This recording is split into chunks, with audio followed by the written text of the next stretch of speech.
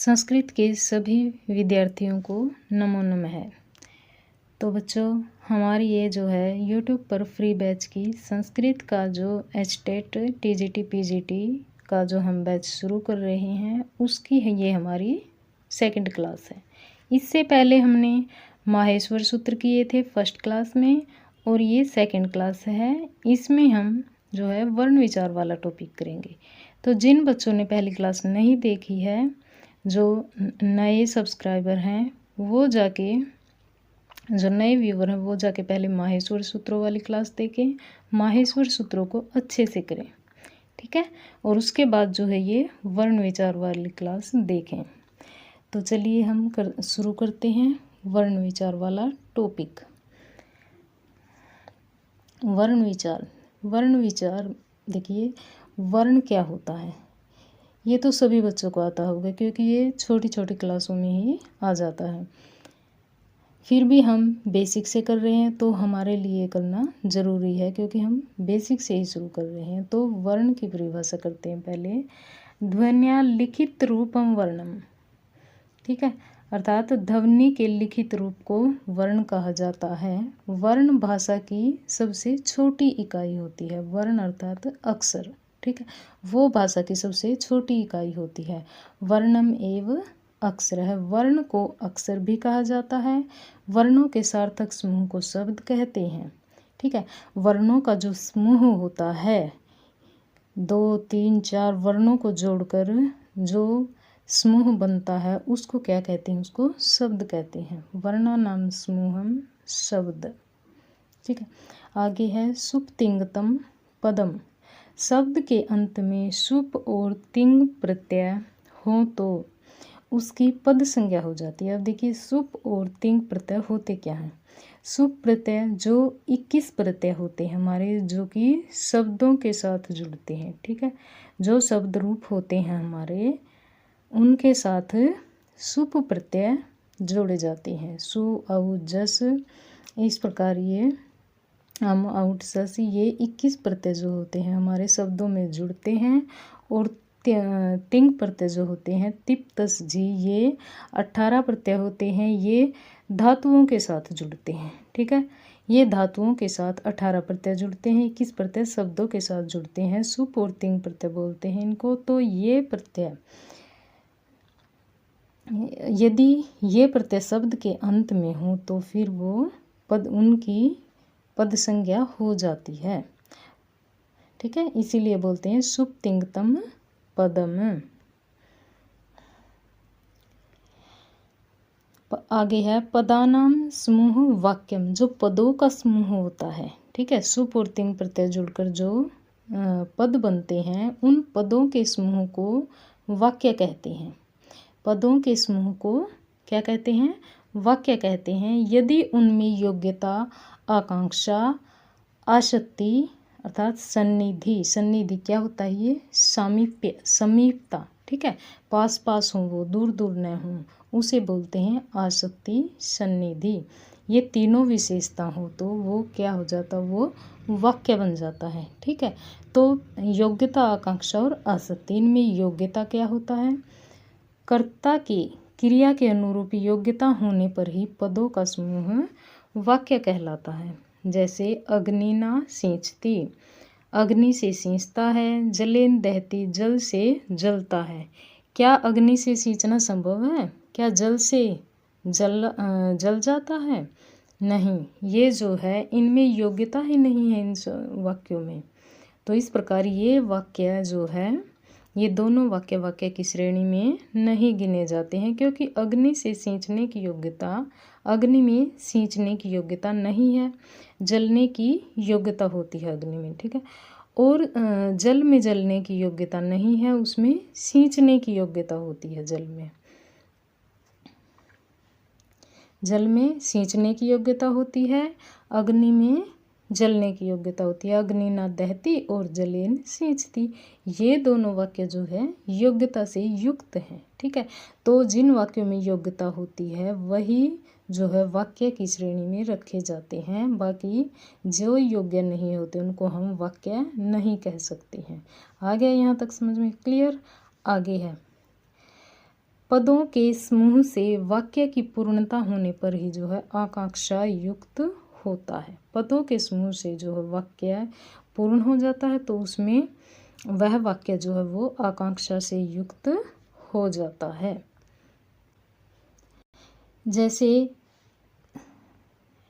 जैसे अहम राम च अध, ठीक है। जो वाक्य पूर्ण दिया होता है उसी में आकांक्षा होती है, ठीक है। ये वाक्य क्या पूरा है? अहम राम च, मैं और राम, अध आज, मैं और राम आज, क्या आज? ये वाक्य अधूरा है, ये वाक्य पूरा नहीं है। मैं और राम आज घूमने जाएंगे, अगर आगे ऐसे दिया होता, ठीक है, तो वो वाक्य क्या होता? वो वाक्य पूरा होता। तो इसमें आकांक्षा की योग्यता नहीं है क्योंकि वाक्य अधूरा रह गया, तो इस प्रकार से ये भी वाक्य नहीं होगा। जैसे यहाँ पे ये होता कि अहम राम च अध, मैं और राम आज पढ़ेंगे, ठीक है। पठावह, मैं और राम आज पढ़ेंगे, तो इस पर पठावह है, इस प्रकार ये वाक्य जो है पूरा हो जाता।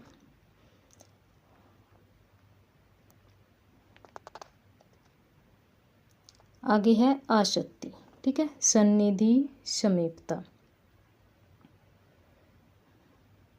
मैं और राम आज पढ़ेंगे नहीं, मैं और राम आज पढ़ते हैं, ठीक है। मैं और राम आज फिल्म देखते हैं, मैं और राम आज घूमते हैं, मैं और राम आज खेलते हैं, ठीक है। इस प्रकार से क्रीड़ावह हो गया, पठावह हो गया, ठीक है। आगे है आसक्ति सन्निधि समीपता, कर्ता और क्रिया में समीपता होनी चाहिए। यदि कर्ता और क्रिया के बीच में अंतराल हो तो उस वाक्य में आसक्ति नामक योग्यता का अभाव होता है। समीपता, जैसे देवदत्त अधिगमिष्यति, ये क्या इनमें समीपता है? नहीं, ये दूर दूर दिए हुए, इनमें समीपता नहीं है। इसी प्रकार से ये भी वाक्य नहीं होगा। इनको अगर पास पास में लिखते देवदत्त अधिगमिष्यति, ठीक है, तो इसमें समीपता होती तो ये वाक्य की श्रेणी में आता। इस प्रकार दूर दूर लिखने से, अलग अलग बोलने से वो वाक्य नहीं होगा। देवदत्त है, अधिगमिष्यति, नहीं, ये वाक्य नहीं होगा। देवदत्त अधिगमिष्यति, उनमें समीपता होनी चाहिए, तभी जो है वाक्य की श्रेणी में आता है। योग्यता, आकांक्षा और समीपता, सानिध्य, आसक्ति वाक्य में होनी चाहिए, तभी वो वाक्य की श्रेणी में आता है, अन्यथा नहीं।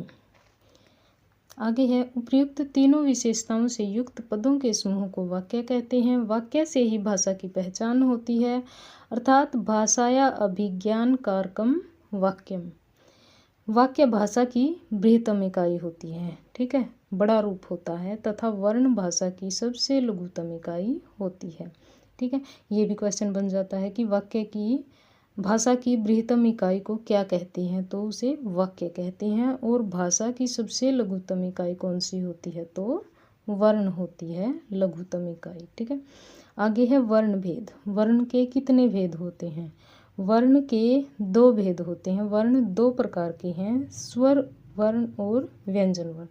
वर्ण 2 प्रकार के होते हैं, स्वर वर्ण और व्यंजन वर्ण। स्वर वर्ण, स्वयं राजन्ते इति स्वरा, अर्थात जिन वर्णों का उच्चारण स्वतंत्र रूप से किया जाता है, जिनके उच्चारण में किसी अन्य वर्ण की सहायता नहीं ली जाती है, वे स्वर वर्ण कहलाते हैं। जैसे अ, ई, उ, री, लरी, ए, ओ, ऐ, औ, ठीक है। अ, ई, उ, री, लरी, ये क्या होते हैं हमारे? ये होते हैं हमारे मूल स्वर, ठीक है, जिन्हें ह्रस्व स्वर भी बोलते हैं। और ये ए, ओ, ऐ, औ, ये क्या होते हैं? ये संयुक्त स्वर होते हैं, ठीक है। ये मूल स्वर होते हैं, ये संयुक्त स्वर होते हैं। इस प्रकार स्वर जो है 9 प्रकार के कहे गए हैं। माहेश्वर सूत्रों में 4 सूत्र दिए हुए हैं। तो माहेश्वर सूत्रों के अनुसार लौकिक व्याकरण में जो है 9 स्वर कहे गए हैं। ये 9 अर्थात 9 स्वर कहे गए हैं लौकिक व्याकरण में। यहाँ से भी क्वेश्चन बनता है कि लौकिक व्याकरण में कितने स्वर होते हैं? तो माहेश्वर सूत्रों के अनुसार लौकिक व्याकरण में कितने? 9 स्वर होते हैं। और स्वर 3 प्रकार के होते हैं, ह्रस्व, दीर्घ और प्लुत। ठीक है, ये ह्रस्व स्वर होते हैं और ये संयुक्त स्वर होते हैं। दीर्घ स्वर कौन से होते हैं हमारे? जैसे आ, दीर्घ स्वर होते हैं, ये आगे भी पढ़ेंगे हम ये। ठीक है, ये रही, ये हमारे मूल स्वर होते हैं। ठीक है, मूल स्वर, इनको ह्रस्व भी बोलते हैं, मूल भी बोलते हैं, लघु भी बोलते हैं, ऋजु स्वर भी बोलते हैं। ठीक है, ये कितने होते हैं? ये 5 होते हैं, अ, ई, उ, री और लरी।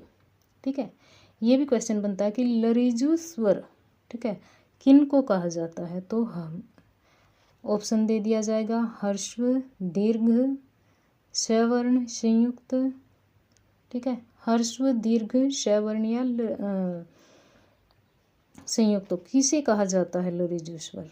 ठीक है, तो लरिजु स्वर जो है मूल स्वरों को कहा जाता है, लघु स्वरों को लरिजु कहा जाता है। दीर्घ स्वर, दीर्घ स्वर हमारे 8 होते हैं, आ, ई, उ, री, ए, ऐ, ओ, औ।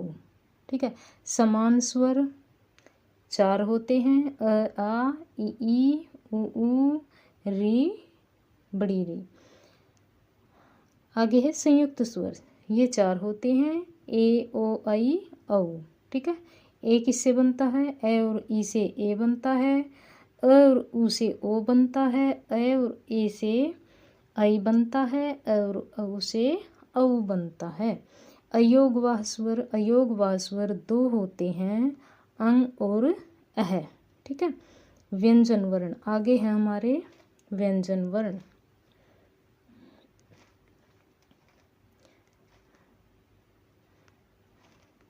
व्यंजन वर्ण, प्रतंत्र वर्णा व्यंजनाः, जो वर्ण प्रतंत्र होते, जो स्वतंत्र नहीं होते, स्वर स्वतंत्र होते हैं, जो बिना किसी की सहायता के बोले जाते हैं। और व्यंजन वर्ण जो है सुरों की सहायता के बिना बिल्कुल नहीं बोले जा सकते, तो उनको कहते हैं व्यंजन वर्ण, जो स्वतंत्र रूप से नहीं बोले जाते हैं, जो उच्चारण के लिए स्वरों पर, स्वर मात्राओं पर आधारित होते हैं, निर्भर करते हैं, आश्रित होते हैं उन पर, वे जो है व्यंजन वर्ण कहलाते हैं। जिनके उच्चारण में स्वर मात्राओं की सहायता ली जाती है, वे व्यंजन वर्ण कहलाते हैं। संस्कृत व्याकरण में व्यंजन वर्ण 33 होते हैं। संस्कृत व्याकरण में व्यंजन वर्ण 33 होते हैं। क वर्ग, क वर्ग कु इसलिए दिया क्योंकि इनको उदित वर्ण भी बोला जाता है। ठीक है, क वर्ग ये 5 वर्ग होते हैं। ठीक है, 5 वर्ग होते हैं, क से मैं तक, इनको कादियो मावसाना बोला जाता है, कादियो मावसाना स्पर्शा। तो क वर्ग, च वर्ग, ट वर्ग, त वर्ग, प वर्ग, और इनके साथ ये उ लगा दिया जाता है। क वर्ग कु, च वर्ग चु, ट वर्ग टू, त वर्ग तु, प वर्ग पु, इसलिए इनको उदित वर्ण भी इनको बोला जाता है। क, ख, ग, घ, ड़ क वर्ग में आते हैं। च वर्ग में ये छ, छ, ज, झ हैं। ट वर्ग में ट, ठ, ड, ढ हैं। त वर्ग में त, थ, द, धन। प वर्ग में प, फ, ब, भम, और अंतस्थ में य, व, र, ल। ऊष्म वर्ण होते हैं हमारे, ये अंतस्थ होते हैं य, व, र, ल। ऊष्म वर्ण होते हैं श, श, श है। अयोगवाह व्यंजन वर्ण होते हैं 2, उपधमानीय और जीवामूलीय, इनको अयोगवाह बोला जाता है। उपधमानीय में ये प और फ आ जाते हैं, और जीवामूलीय में क और ख आ जाते हैं। आगे हमारे संयुक्त व्यंजन वर्ण। ठीक है, संयुक्त व्यंजन वर्ण कौन से होते हैं? संयुक्त व्यंजन वर्ण हमारे 5 कहे गए हैं। क और क्ष, क और स से बना क्ष, स और र से बना श्र, द य से बना ध्य, त र से बना त्र, और ज और य से बना ज्य। ठीक है, ये 5 हमारे संयुक्त वर्ण होते हैं उपर्युक्त वर्गीकरण से। ठीक है, जो ये हमने किया है क्या जो हमारे 5 वर्ग होते हैं, स्पर्श वर्ण, अंतस्थ, ऊष्म और उपधमानीय, जीवामूलीय। ठीक है, अंतस्थ, ऊष्म, उपधमानीय, जीवामूलीय और ये संयुक्त वर्ण 5। ठीक है, तो स्पर्श वर्ण 25 कादियोमावसाना स्पर्शा बोलते हैं। अंतस्थ वर्ण 4 होते हैं, यवरल इनको यणो अंतस्था बोलते हैं। ये ना ऐसे जो है आपसे रिक्त स्थान करके भी क्वेश्चन पूछ लिया जाता है, जैसे कादियोमावसानाम, आगे ये ऐसे छोड़ दिया जाएगा, आपको इसको फिल करना होगा, फिर ऑप्शन में दे दिया जाएगा स्पर्शा, अंतस्था, ऊष्माण है, इस प्रकार से। तो आपको ये ध्यान रखना है कि कादियोमावसाना स्पर्शा, यणो अंतस्था और शल ऊष्माण है। तो ये आपसे ऐसे खाली स्थान दे करके क्वेश्चन यहाँ से बन जाते हैं। और अंतस्थ वर्ण होते हैं यवरल, 4 ऊष्म वर्ण होते हैं 4 श है। ठीक है, आगे है स्पर्श वर्णों को वर्गों में विभक्त किया जाता है। 5 वर्ग और प्रत्येक वर्ग में 5 वर्ण होने के कारण 25 स्पर्श वर्ण वर्गीय व्यंजन कहलाते हैं। ठीक है, जो स्पर्श वर्ण होते हैं हमारे, ये 25 स्पर्श वर्ण होते हैं, इनको वर्गीय व्यंजन भी कहा जाता है क्योंकि ये 5 वर्गों में बांटे हुए होते हैं। वर्गीय व्यंजनों को उदित व्यंजन वर्ण के नाम से भी जाना जाता है। अतः उदित व्यंजन वर्ण 25 होते हैं। ठीक है, ये ध्यान रखना है कि उदित व्यंजन वर्ण कितने होते हैं, 25 होते हैं। उनमें कौन कौन से ऐसे भी प्रश्न बनते हैं कि उदित व्यंजन वर्ण कौन सा है। ठीक है, उनमें दे दिया जाएगा आपको, एक तो इन 5 वर्गों से दे दिया जाएगा। मान लो ट दे दिया उन्होंने, ठीक है, ट दे दिया, ट वर्ग का प्रथम वर्ण हो गया, ये उदित में आ गया। फिर उन्होंने दे दिया य, व और श। ठीक है, तो उदित में ये नहीं आएंगे, ट जो है उदित में आएगा। इस प्रकार से भी क्वेश्चन बनते हैं, तो बहुत ध्यान से आपको जो ये करने होंगे। अंतस्थ और ऊष्म वर्ण वर्गों में प्रयुक्त नहीं है, अतः ये 8 वर्ण अवर्गीय या अनुदित वर्ण होते हैं। ठीक है, ये ध्यान रखना है। उपर्युक्त वर्णमाला में वर्णित सभी वर्णों के 2 स्थान होते हैं, उच्चारण स्थान होता है और प्रियतन स्थान होता है। ठीक है, एक उच्चारण स्थान होता है और एक प्रियतन स्थान होता है। सभी जो स्वर वर्ण होते हैं और व्यंजन वर्ण होते हैं, तो उनके 2 स्थान बनाए गए हैं, एक उच्चारण स्थान और एक प्रियतन स्थान। ठीक है, आभ्यंतर प्रियतन और बाह्य प्रियतन ये होते हैं। ठीक है, उच्चारण स्थानों में आ जाएंगे, जैसे हल हो गया, खर हो गया, ये महाप्राण, अल्प प्राण ये आएंगे। तो इनको जो है हम, आज की वीडियो जो है ज़्यादा लेंथी हो जाएगी, तो इनको हम जो है कल की वीडियो में करेंगे, और इनका मैं जो आपको शॉर्ट्स भी बना के डाल दूँगी एक। ठीक है, तो आई होप आपको क्लास अच्छी लगी होगी, आपको समझ में आ रहा होगा। आप जो है अपने नोट्स साथ साथ बनाते चलिए। ठीक है, ताकि आपकी रिवीजन जो है अच्छे से हो सके बाद में। तो आपको क्लास कैसी लगी बच्चों? वीडियो को लाइक कीजिए, चैनल को सब्सक्राइब कीजिए अगर नए हैं तो। धन्यवाद।